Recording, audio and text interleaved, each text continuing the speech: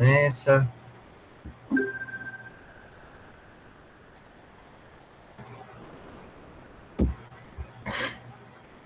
Pronto, pode ficar à vontade, pode começar. Vocês têm aí de. Eu disse que era quanto tempo, hein? 30 a 40, não foi? É, 30 a 40 minutos, fiquem à vontade. Certo. Boa noite, professor. Boa noite, turma. Nós vamos apresentar o trabalho da disciplina Esportes Individuais e o tema é sobre o tênis.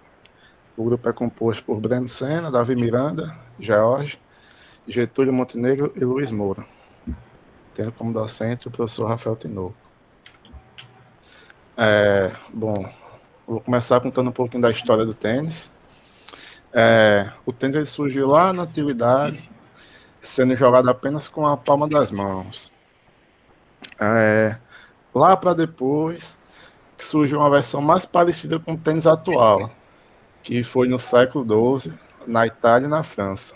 Mas ainda assim era utilizada a palma das mãos para jogar.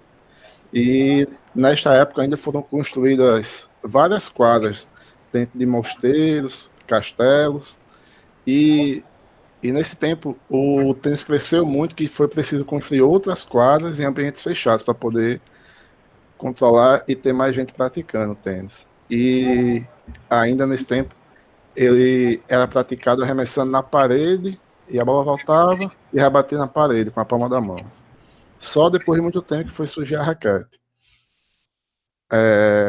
O primeiro torneio ele foi realizado em 1877 na Inglaterra. O tênis ele estreou na primeira edição dos Jogos Olímpicos Modernos, que foi em 1896 em Atenas. E em Amsterdã, no ano de 1928, a modalidade já não fez mais parte do programa olímpico e só retornou às Olimpíadas em Seul, no ano de 1988. Bom, falando um pouquinho sobre a quadra, ela deve ser um retângulo de 23,77 metros de comprimento por 8,23 metros de largura. Isso para os jogos simples, que é individual. Já para os jogos em duplas, a largura passa a ser de 10,97 metros e o comprimento continua o mesmo, os 23,77 metros. A quadra ela deve ser dividida ao meio por uma rede suspensa através de uma corda ou cabo metálico, que é o mais utilizado, e ser suspenso por dois postes na altura de 1,7 metros. E a altura da rede, no centro dela, deve ser de quase 1 metro. E a rede ela é mais alta nas laterais do que no centro. Ela, ela é mais alta aqui e vai afunilando aqui, como se fosse uma parábola. E depois ela sobe de volta aqui na outra ponta. Mas é bem pouquinho. É porque na imagem aqui não dá para perceber. Bom, a quadra de tênis já tem 3 tipos de piso diferentes. Isso depende do torneio. E existe o piso de saibro, que é o de terra batida, que é aquele laranja, que é famoso em Roland Garros. Tem o piso de grama, que é famoso, tem a quadra lá em Wimbledon, e o piso rápido, que ela é sintético ou duro. Né? Esse a bola corre um pouquinho mais rápido por conta do material do piso. Bom, as regras do tênis. As regras do tênis, ela varia de acordo com o torneio. Cada torneio tem uma regra específica, diferente assim do geral. Mas eu vou falar aqui um pouquinho geral das regras. Que o tênis pode ser jogado por dois, simples, né? Um jogador de cada lado, ou por quatro, em duplas. As partidas podem ter no máximo 3 ou 5 sets, dependendo do torneio. Em cada set, vence o jogador que primeiro somar 6 games, com vantagem mínima de 2 games para o oponente. Isso é no caso de vitória. Em caso de empate de games em 5-5, o set pode terminar com 7 games, e caso um dos rivais vence por 2 games seguintes. Tie break. Caso o set esteja empatado em 6-6 em games, o jogo será decidido no tie break. No tie break, vence o jogador que fizer 7 pontos primeiro, com vantagem de no mínimo 2 pontos para o rival. É como se fosse no voleibol, que tem o tie break. Quando está empatado, tem que abrir uma vantagem de 2 pontos para fechar o game. Bom, a contagem de pontos. O primeiro ponto se chama de 15, o segundo 30, o terceiro 40 e o quarto é game. Quando fecha o game, ganha um set lá. Quando ocorre a igualdade de pontos no game, utiliza-se o termo iguais. Por exemplo, se tiver 15 a 15, a gente chama 15 iguais, 30 iguais ou 40 iguais. E quando o game está empatado em 40 iguais, vence aquele que fizer 2 pontos seguidos. O primeiro ponto após os 40 iguais é chamado de vantagem. Na transmissão, sempre aparece com a sigla AD, que é a mesma coisa de vantagem.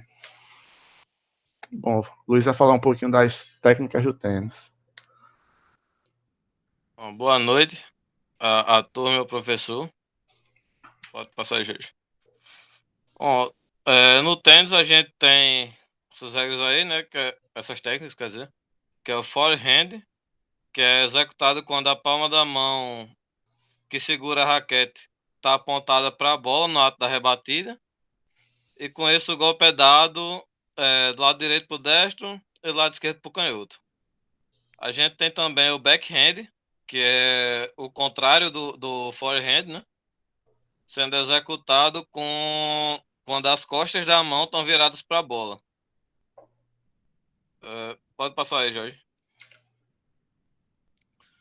Tem o drop shot, que também é conhecido como deixadinha, que é um golpe sutil com a finalidade de colocar a bola para o lado adversário, bem próximo à rede e quase sem força, porque é para dificultar bastante a resposta do adversário, né?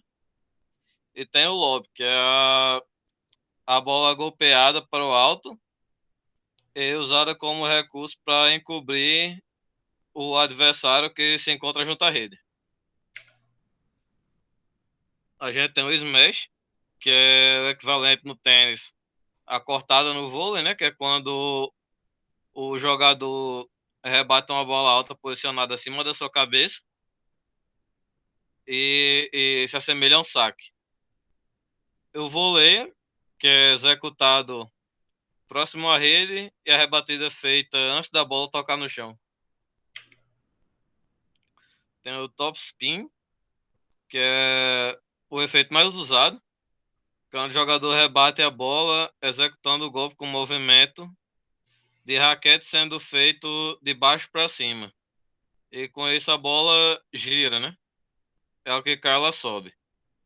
E tem o slice, que é o efeito contrário ao top spin. E o movimento da raquete é feito de cima para baixo, fazendo que a bola gire para trás e quando o kick ela não suba tanto.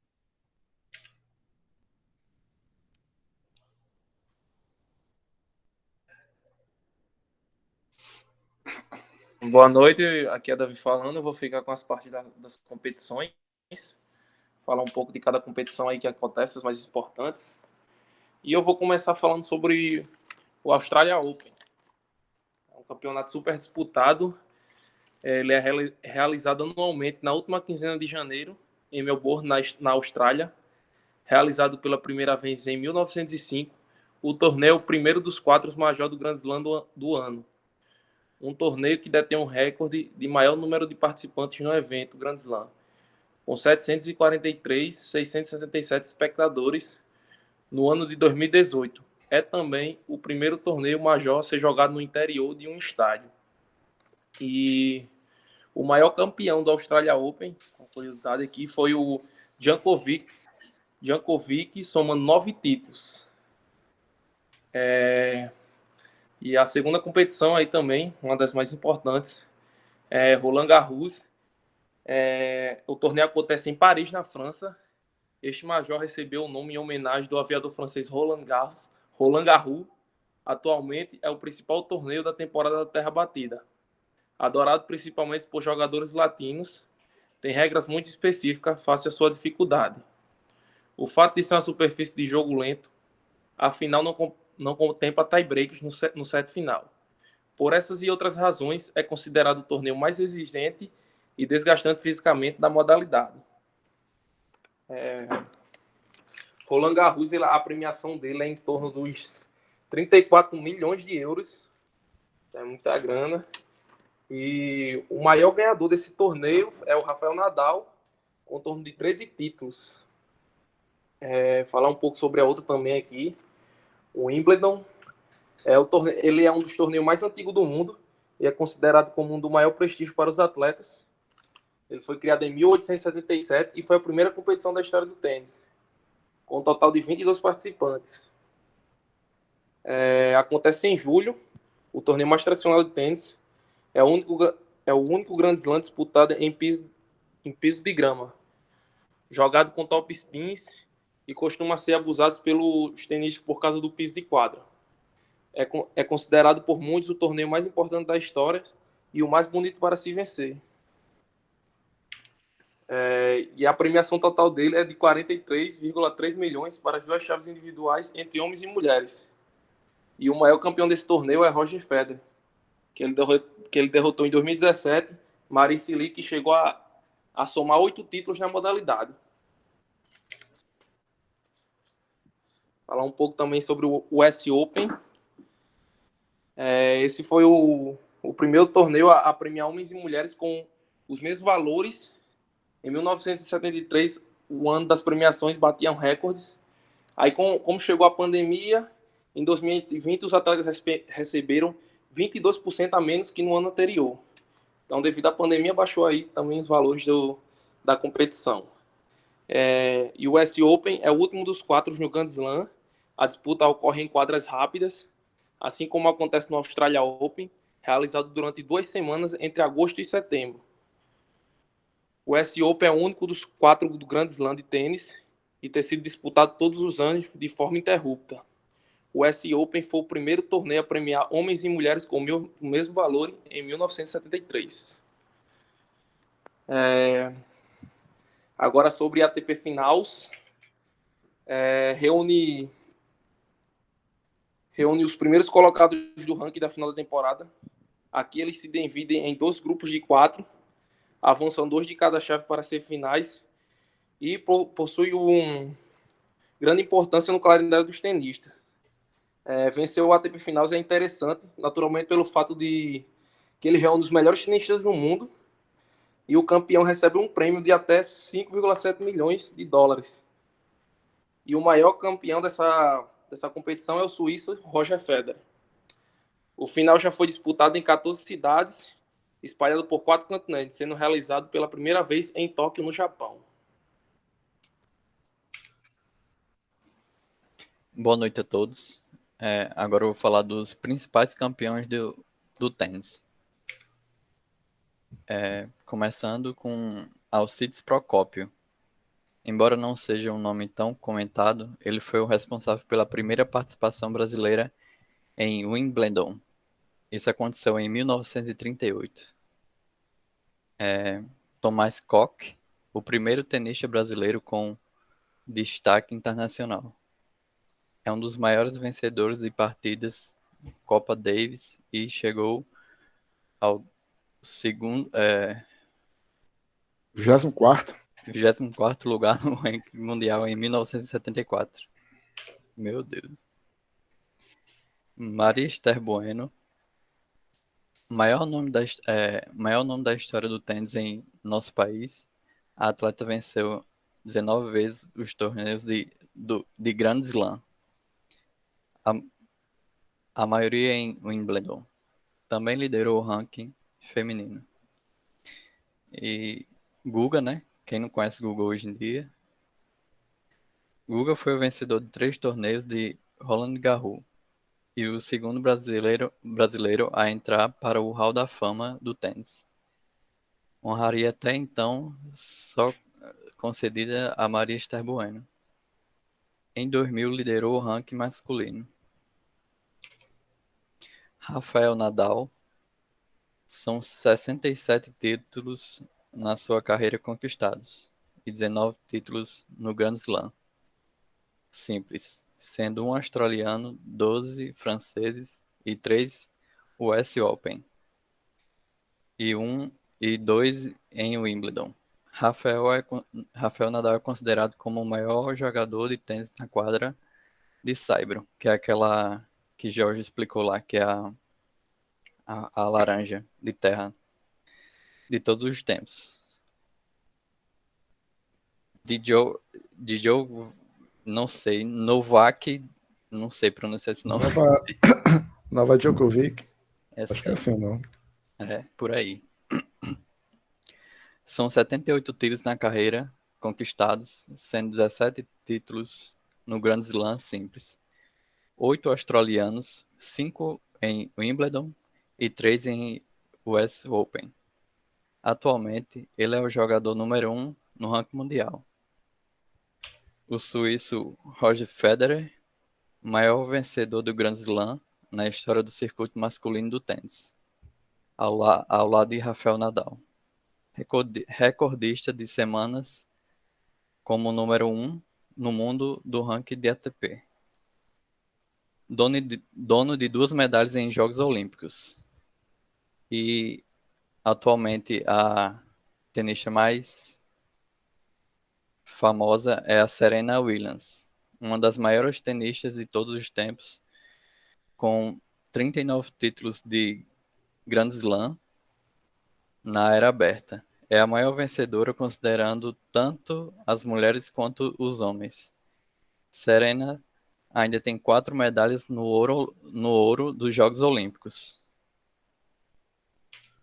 Agora a Breno vai falar sobre as formas de treino. Boa noite, pessoal. Vamos conhecer as formas de treino no tênis. No tênis temos algumas qualidades físicas que potencializam a prática.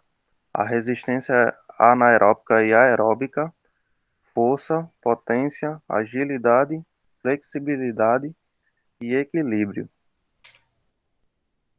A resistência, em algumas partidas de tênis, podem durar horas. No geral, as partidas passam de 1 hora de duração. Como o final da partida não é dado por tempo e sim por um total de pontos, o trabalho de resistência do tenista é fundamental. A predominância do tênis é anaeróbica, porque são movimentos de força e potência, com intervalos. Porém, a resistência aeróbica vai dar a sustentação para a recuperação dos substratos energéticos e manutenção das vias energéticas preservadas. Uma forma muito interessante de melhorar a resistência aeróbica é a utilização dos treinos intervalados, com resistências variadas. Por exemplo, você pode fazer um treino de tiros de 1 a 2 km, com intervalos de 2 a 5 minutos. É possível, dentro deste contexto, variar destas distâncias, intervalos e manipular de forma que for melhor. Força. Dentro do tênis, a força é fundamental. Primeiro, porque a força é pré-requisito básico para potência e agilidade. Segundo, porque quanto mais forte for golpeada a bola, mais difícil ela se torna de ser batida. Dentro do trabalho de força, temos que ter algumas prioridades. Fortalecimento de ombros, braços, peitoral e dorsal. Core forte e potente. Pernas com resistências e força. Exercícios como agachamento livre, levantamento terra, puxadas e supino são fundamentais para o aumento da força em um tenista.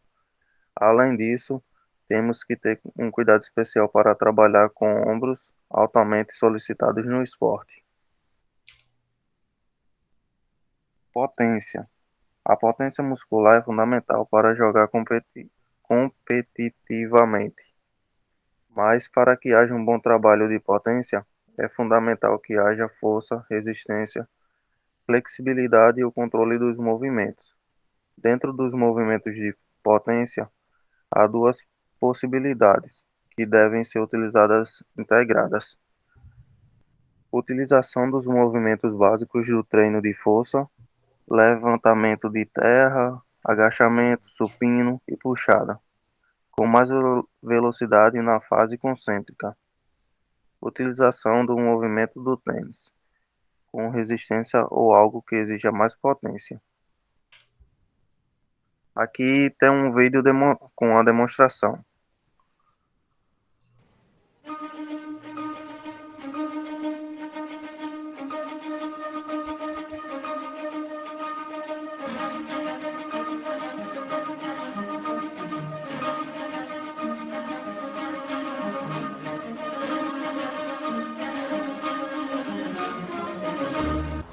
sono Matteo Crescimbeni, gioco a tennis da 5 anni e da 2 anni mi sono rivolto al maestro Marco Nacchia per la mia preparazione atletica e lui mi ha proposto il metodo MAP Functional Training con la quale mi sto trovando molto bene e con la quale sto trovando molto giovamento sia sotto il punto di vista cardiovascolare che dal punto di vista della coordinazione e della resistenza. È un metodo che consiglio vivamente a tutti, è molto proficuo e vi ringrazio. Ciao.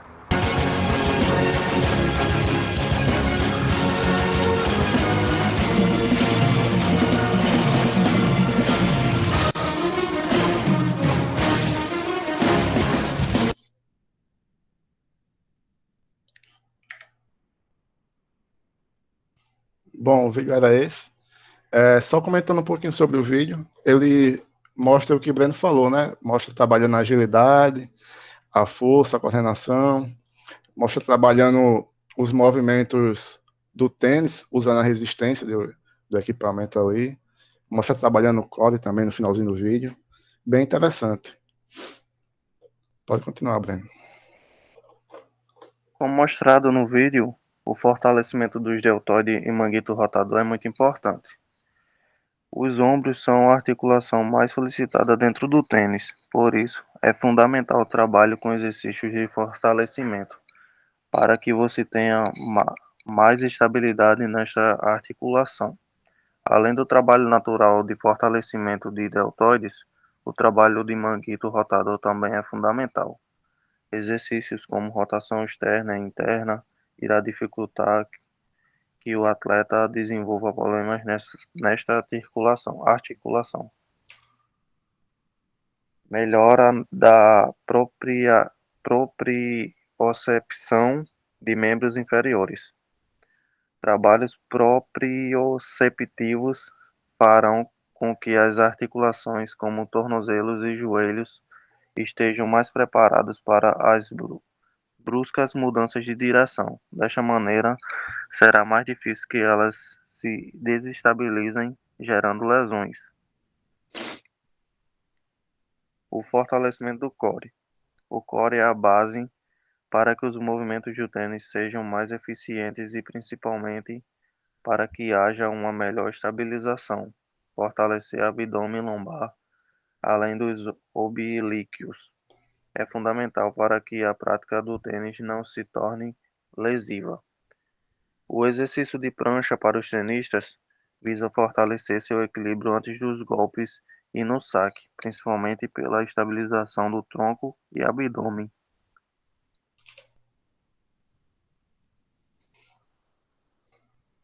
Luiz? Pode passar. Pronto, a gente vai falar aqui umas curiosidades sobre o tênis. Isso. Ó, a raquete é considerada uma invenção italiana, né? Inicialmente, as raquetes eram feitas de madeira. Os jogadores usavam indistintamente raquetes redondas, triangulares, quadradas e até em formato de pera. E somente por volta de 1780 se começou a fabricar o cabo da raquete separadamente, para em seguida juntá-la à parte superior. E as raquetes primitivas evoluíram até atingirem o formato que conhecemos atualmente, né? A bola utilizada no jogo era de couro, muito dura e não pulava na grama. E não tinha tamanho padronizado.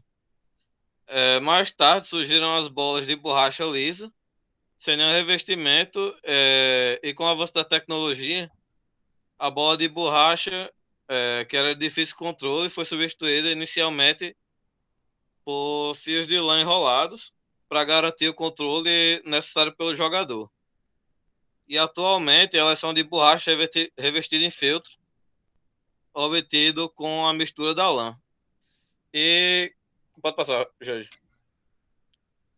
E a cor da bola, dependendo do torneio, pode ser branca ou amarela.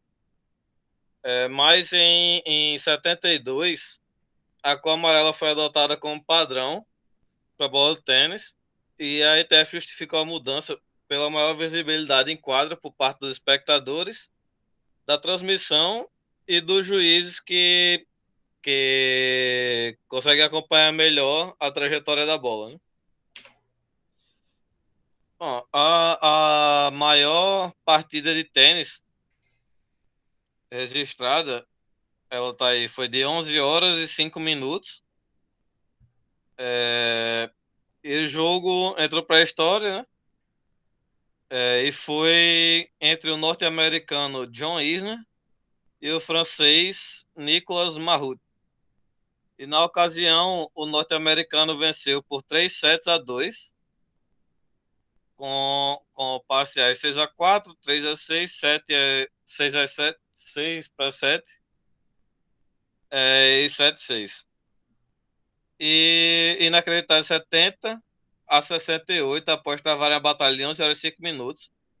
Então, essa partida mais longa da modalidade de todos os tempos. E foi interrompida por falta de luz natural 2 vezes. Essa partida, ela durou 3 dias. Ela começou no dia 22 de junho de 2010 e foi até o dia 24 de junho de 2010, né? Pode passar aí, Jorge. Bom, o saque mais rápido.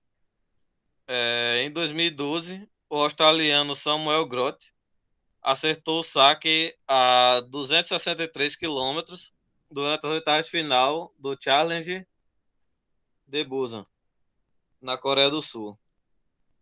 E apesar do ex ser o mais veloz da história, o atleta perdeu a partida. Pronto, só isso mesmo, professor. Terminou. Beleza, beleza. Antes de eu fazer os comentários, né, de praxe,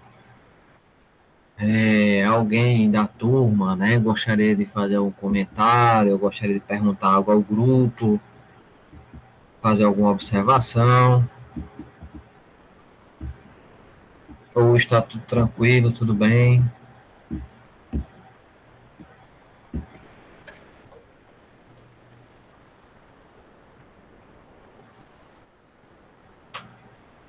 Certo. Vamos lá. Parabenizar, né, o grupo pela... Beleza, Giovanni. Tranquilo. Parabenizar o grupo, né, pela apresentação, né, do trabalho. Esteticamente ficou muito bom também, né? Gostei muito da formatação dos slides. E vocês cumpriram o tempo, né? Vocês apresentaram em 34 minutos, era de 30 a 40, ok. E vocês cumpriram também com os tópicos que a gente acordou, né? Vocês falaram do histórico, falaram de algumas técnicas do tênis, formas de treino, vocês falaram agora no final, competições e campeões, trouxeram imagens e vídeos, né? Ou seja, vocês cumpriram aí com todos os critérios, né? Gostaria, Jorge, que você voltasse lá para o início, por favor, para que eu fosse falando um pouquinho de cada coisa que vocês falaram, tá? A título de, como eu falei nas outras apresentações, a gente não tem como dar conta de tudo, né? E aí é mais a título de complementar o trabalho, né? Vocês trazem o histórico, né? Pode passar, Jorge, o histórico. Vocês vão trazer a quadra, e aí só para falar do histórico, né, Jorge, quando você fala que joga com a mão na parede, lembra o squash, né? Lembra Isso. do squash que a gente conhece hoje, né? Sim. E também é uma modalidade esportiva, né? Também é um esporte, né? Na quadra, pode ser jogado em simples, né? Como vocês bem disseram, contra um ou em duplas masculinas, femininas e duplas mistas também, né? Isso, esqueci de colocar. E duplas mistas também, né? Só para a galera saber, assim como o badminton, né? Que a gente discutiu nas aulas anteriores, né? Lá atrás, antes de começar, o badminton também segue essa premissa das duplas, né? Masculino, feminino e mista, né? E também aumenta a quadra apenas lateralmente, né? Apenas lateralmente. Pode passar, Jorge. A rede, como o Jorge falou, né? faço a comparação com os outros esportes de rede, de uma forma geral, o badminton, né, de raquete, melhor dizendo. E também tem essa leve baixa no meio da rede, né? No tênis também tem essa leve baixa. Essa questão dos números, né? A altura, essas coisas aí, é o tamanho da quadra, aí eu não vou entrar nesse detalhe não, tá? É só para a gente falar um pouco. Passa, Jorge, por favor, o piso, aí é importante, né? O piso do tênis, né? Nós temos aí 3 possibilidades, nós temos o saibro, a grama e o piso de cimento, né? Que a gente vai chamar de piso rápido, né? O piso de cimento é o mais rápido, o piso de terra batida é o mais lento, e no meio termo aí, nós temos o piso de grama, né? E essas são as 3 possibilidades. Tem jogadores que são especialistas em determinado piso, e tem jogadores que conseguem aí jogar nos 3, ou em 2, né, dos 3. Mas mesmo um jogador de alto nível, como o Rafael Nadal, que vocês falaram lá na frente, mesmo um jogador de alto nível que consegue jogar nos 3, ele vai se destacar em um, né? Ele vai ser melhor em um. Passe, Jorge, por favor. Com relação às regras aí, vocês deixaram bem claro, né? Foi bem tranquilo de entender. Vocês foram bem pedagógicos ao ensinar isso, né?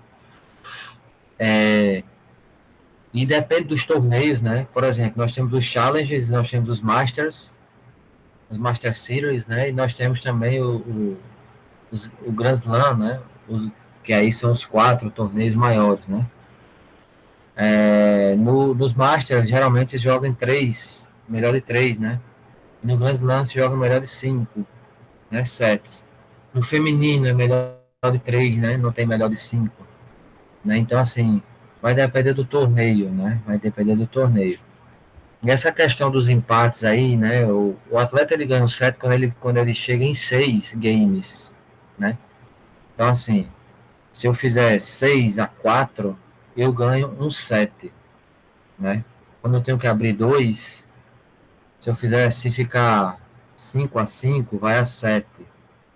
Se ficar 6-6, vai a 8, e assim vai, né? Mas aí também vai depender do torneio. Tem torneio que permite que vá só a vitória aconteça de 2 em 2. Aí depois desse jogo que vocês mostraram, a última curiosidade, vários torneios, né? Porque 70-68, o negócio que era para acabar em 6. Depois daquele torneio, daquela partida, aí mudou as regras. Aí pra não ficar tão grande, tão longa, né? As partidas. Aí não permite, né? Se ficar lá no quinto set, né? Se ficar lá o 5-5, aí o 6-6 morre no 7-6, né? Não vai ao 8, né? E aí, mesmo assim, ainda depende do torneio, né? Da lógica como o torneio quer. Porque, assim, uma partida que dura 3 dias, né?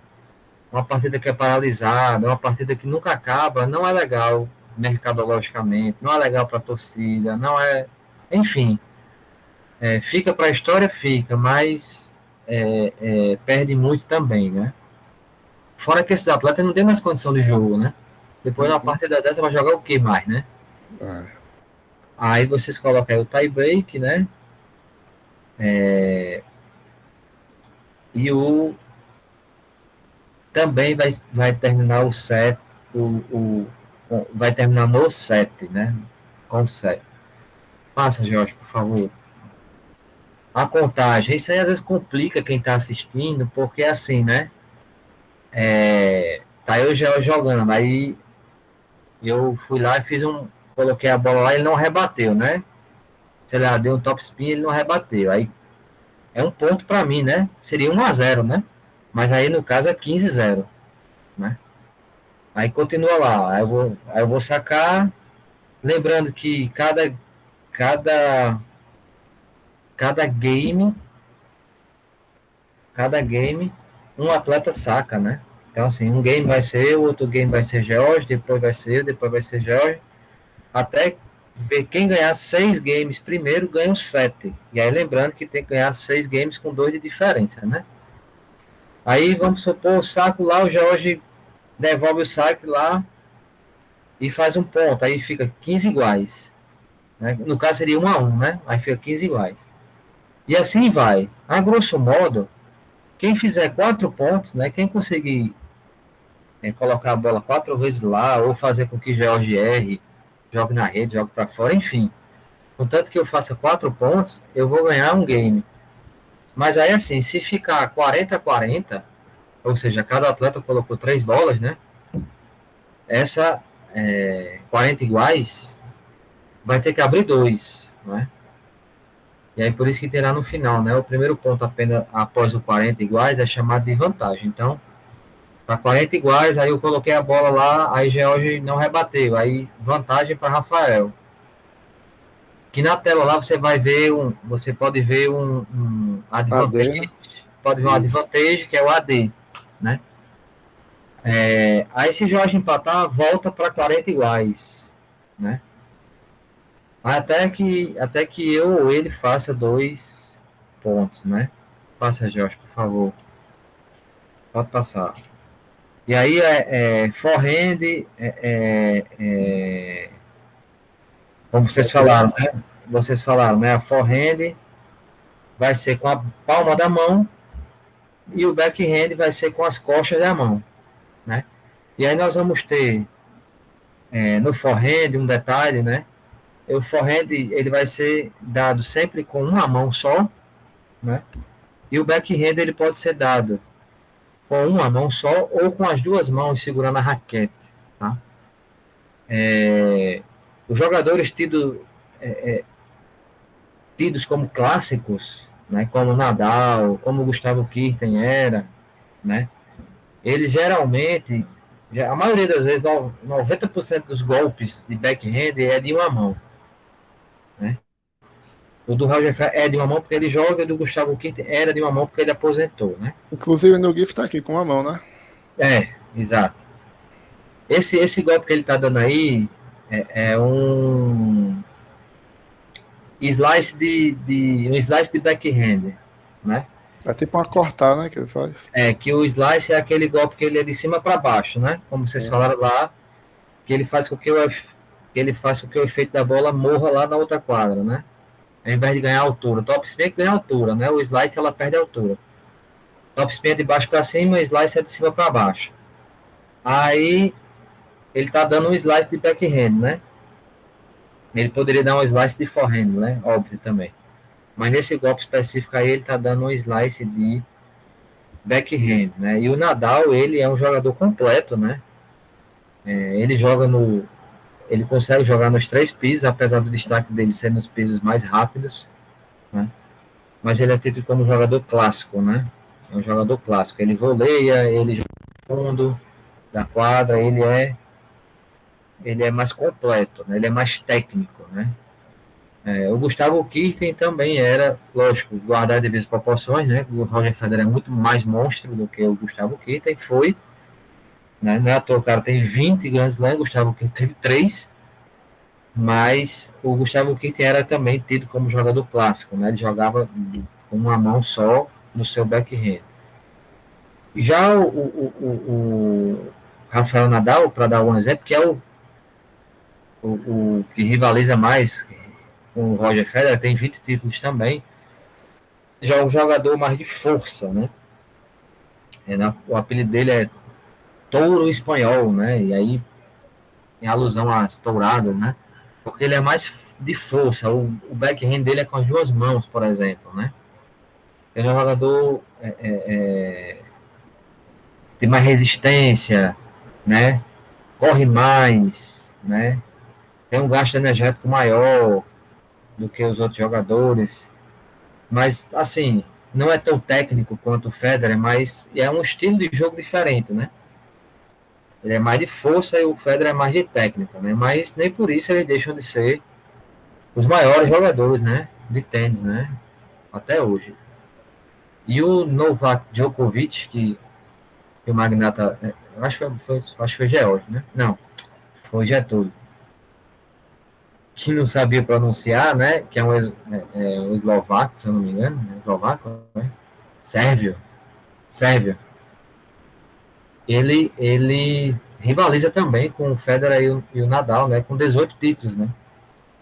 E o Djokovic, ele já é também considerado mais técnico, né? Tipo o Federer, né? O Nadal é aquele jogador de fundo de quadra que fica trocando bola com você até o dia amanhecer, né? Até você cansar. Ele ganha de você no seu cansaço, né? Ele fica lá no fundo correndo de um lado pro outro, correndo de um lado pro outro. E jogando top spin, botando efeito e força, força, força, força o jogo todinho. Já o Federer e o Djokovic, eles já tentam deixar o jogo mais veloz, aí mais lento, mais forte, mais fraco, Sim, vai para a rede, desce para o fundo, eles já tentam variar mais, tecnicamente falando, né? sim, professor, eu tava vendo, acho que faz umas 2 semanas, tava tendo torneio, aí tava tendo o jogo do Roger Federer, ele tava jogando contra um cara bem mais novo, Uhum. e tipo, ele parecia que ele jogador experiente mesmo, sabe, que sabia onde a bola vinha, ele nem corria muito na quadra, o adversário ficava correndo, ele praticamente ficava no meio da quadra, só rebatendo a bola. O Federer hoje, pela idade, a questão da idade, né? Ele já está começando a não vencer, né? Tantos Uhum, torneios como ele já vencia, né? O Nadal também, né? E o Djokovic, como é mais novo, ainda consegue tá vencendo. Agora, é porque a idade chega, né, Jorge, para todo é, mundo, né? E sim, aí outros atletas mais novos surgem, né? E aí depois que tira o medo, né? Porque assim, você vai enfrentar o Federer, você se pela, né? Todinho. O cara é o Federer que tá do outro lado. Mas depois de um tempo, esses caras perdem muito, né? Assim, joga o Federer, perde, joga o novo, perde. Porque enfrenta o cara em vários torneios, né? uhum, Depois que ele acostuma, aí ele percebe, ó, o Federer tá cansado, o Federer tem idade e tal, aí ele começa a ganhar. O Federer já perdeu partida sem dizer assim, caramba, ele perdeu pra esse bicho. é, Nadal também diz assim, caramba, perdeu pra esse cara mesmo, sério mesmo. Mas é porque assim, a idade chegou, né, amigo? A idade chegou, não dá para ganhar todas a vida inteira, né? Passa aí, Jorge, por favor. Aí o drop shot, que é a deixadinha, o lob é quando é por cima, geralmente o lob é dado quando o atleta sobe a rede, né? Sobe a rede, ele leva por cima, ele tem que correr para pegar, e geralmente ele dá aquela raquetada, aquele golpe com a raquete por baixo das pernas, né? Para defender o lob. Passa, Jorge, por favor. O smash é o clássico, né? O smash é essa porrada aí de cima para baixo que é praticamente indefensável, né? É o golpe que é ponto certo, né? Ou pelo menos é para ser. O vôlei quando o atleta sobe a rede e golpeia sem a bola cair, né? Porque no tênis eu posso golpear sem a bola cair ou deixando ela cair uma vez, né? E o vôlei é dado sem deixar a bola cair. Passe, Jorge, por favor. Top spin é esse efeito que eu falei e não é à toa que vocês colocam o Nadal, o especialista nesse golpe, o melhor é, tenista que já fez esse golpe, né, o chamado top spin, é o que ele utiliza mais nas partidas dele, né, e ele é praticamente mortal, porque ele fica no fundo da quadra só jogando top spin, e vocês estão vendo aí que ele é canhoto, e ele está fazendo o backhand dele do lado direito, porque ele é canhoto, né, o forehand dele vai ser do lado esquerdo, e perceba que ele está dando com as duas mãos, né, porque ele aí está aplicando a força, como ele é um jogador de força, né, ele faz isso aí, né. Perde no. Ele perde na envergadura, né? Ele podia esticar mais o braço para pegar a bola mais longe, mas ganha em força. E o slice é aquele golpe lá que eu mostrei a vocês. No caso, ele está dando um top spin de backhand, né? isso. E vocês viram lá o Federer dando um slice de backhand, né? O Nadal faz de baixo para cima e o Federer fez de cima para baixo. Passa, Jorge, por favor. As Pode competições. passar as competições aí, né? Vocês falaram das principais, né? Que é a Australia Open, o Roland Garros, US Open e o Wimbledon, né? Você fala das datas, né? São os quatro Isso. torneios, né? Que formam o Grand Slam, né? E se você ganhar os quatro, né? Tem um nomezinho que eu esqueci agora, quando você ganha os quatro, como é que... No mesmo ano, né? Quando você ganha os quatro no mesmo ano, tem um nomezinho aí, que eu esqueci agora, quando você consegue ganhar os quatro, né? Tem um nomezinho aí específico para quando você ganha os quatro, mas eu esqueci agora. E o ATP Finals, né? Que é o último torneio que junta os oito melhores, né? Ranqueados, né? E também depois dos grandes slams, né, é o torneio mais importante, né?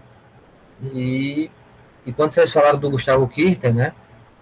O Gustavo Kirten, ele no ano 2000, ele foi o número 1 do mundo, né? Durante um período, algumas semanas. E ele conseguiu essa façanha de se tornar o número 1 do mundo quando ele ganhou ele, nesse torneio. Ele jogou a ATP Finals, né? Eu acho que ele foi como número 3 ou número 2 jogar o ATP Finals. E para ele ser o número 1, ele tem que ganhar o torneio, né? Ele pontuava e passaria do André Agassi e do Pete Sampras, que na época eram jogadores que rivalizavam, né? André Agassi e Pete Sampras rivalizavam entre eles, né? Mas aí ele já estava com mais idade, aí foi aparecendo uma nova geração, e o Gustavo Kirten era um desses jogadores. E o Gustavo Kirten ganhou dos dois nesse torneio.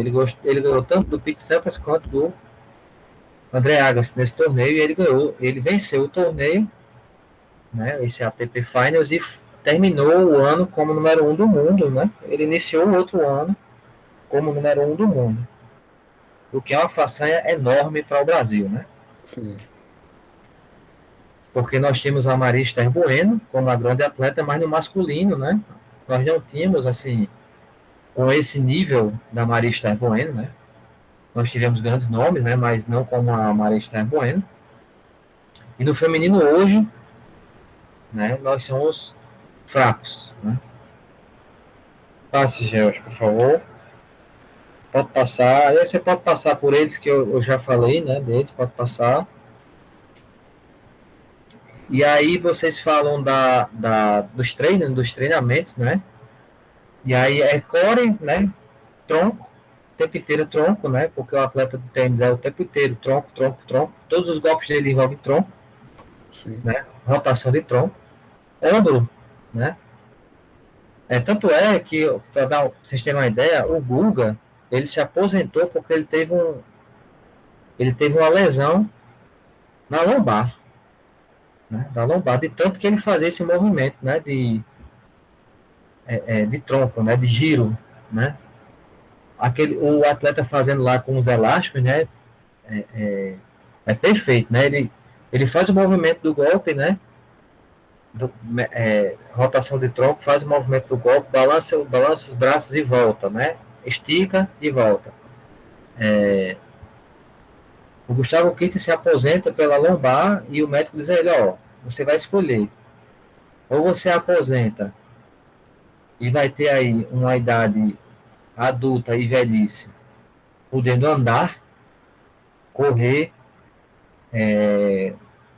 como uma pessoa normal, não mais como atleta de alto rendimento, ou a gente faz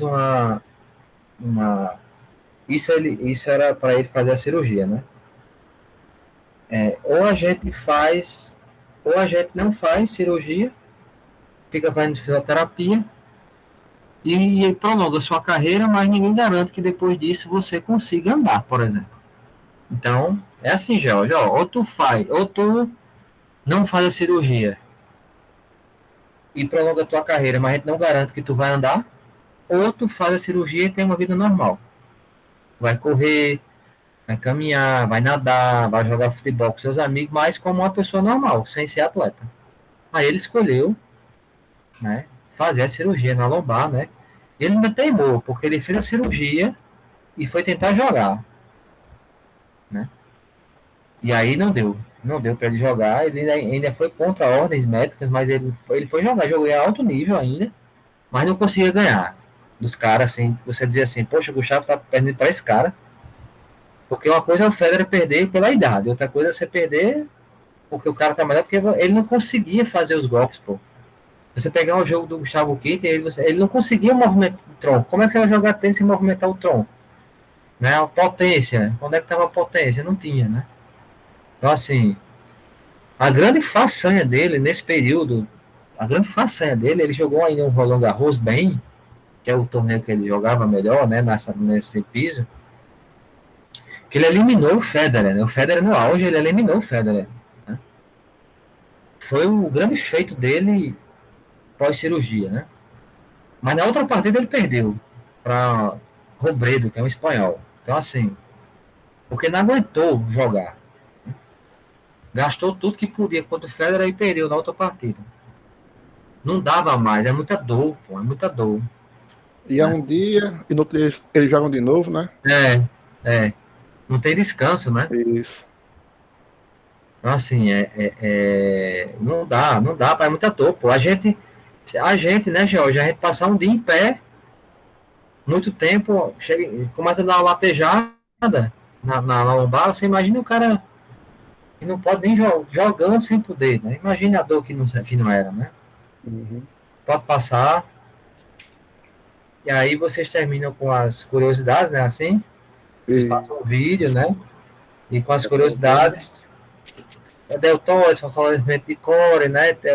É perfeito, é isso mesmo, né? Que vocês isso. falaram, é esse tipo de treino mesmo. Pode passar. A raquete, passe, bola, passe. Cor da bola é legal, né? Essa amarela para questão da visão. Dos atletas do ponto da arbitragem, pode passar. E a partida que vocês falaram, né? Isso. Pronto. Sim, e o saque mais rápido, né? Não quer dizer que o cara tem um saque mais rápido vai ganhar, né? Perdeu a partida. Tem muitos atletas. Pronto, volta aí um. Esse John Isner, esse americano aí, que ganhou essa partida do Nicolas Mahut, né? Ele é especialista em saque e voleio. O que é saque e voleio? Ele saca e corre para a rede para volear, né? Para você fazer isso, você tem que ter um saque muito bom, porque você vai sacar e vai para a rede. Se o seu saque for ruim, o cara vai fazer uma devolução, você não vai defender. Porque você na rede tem muito pouco tempo de reação e pouco espaço para rebater a bola. No fundo da quadra, você pode correr para um lado e para o outro. O Isner tinha um saque muito bom, né? Ele veloz, forte, sacava e ia para a rede. Sacava e ia para a rede. Né? O Pete Sampras, que foi um grande sacador e voleador, né? Acho que ele ganhou 12 grandes não, foi 13. Né? Também tem um saque muito bom. Essa galera aí tem um saque bom. Mas não quer dizer que vai ganhar as partidas, né? Hoje em dia, esse tipo de jogador que saca e voleia já não ganha tanto. Mesmo ele sendo novo, né? Hoje em dia ganha mais jogador mais versátil, né? Que fica ali mais no fundo da quadra, sobe, desce, vai para um lado, vai para outro. O Pete Sampras era imoral, pô. Ele sacava e ia para rede. Aí ele sacou o primeiro saque na rede, aí o segundo saque, se ele errar, é ponto pro outro, né? Sim. Mesmo assim, ele sacava mais devagar para não errar e ia para rede. Era o jogo inteiro, pô. O jogo inteiro assim. O jogo inteiro. Aí, tipo assim, até o desgaste era menor, porque acabava os pontos rápido, né? Quando ele tava mais velho, então, era direto isso. Né? Saca voleio, saca, os caras são um saque bom. Né? No badminton já não dá para fazer isso, né? Pois então, pessoal, é isso. Espero que eu tenha, né, contribuído aí com o trabalho de vocês, com algumas observações, né? Agregando aí a apresentação de vocês. Parabenizar mais uma vez ao grupo, né? Pela apresentação de vocês, né? E é isso, né? Eu já organizei aqui a chamada, tá? Já organizei aqui que vocês estavam presentes. A questão do tempo, a questão do stop, tudo ok, né? No mais é isso, né, meus queridos? Boa noite, né? Fiquem bem, cuidado na vida e até a próxima terça, né? Exato. Show, professor. Boa noite aí. Valeu, professor. Boa noite.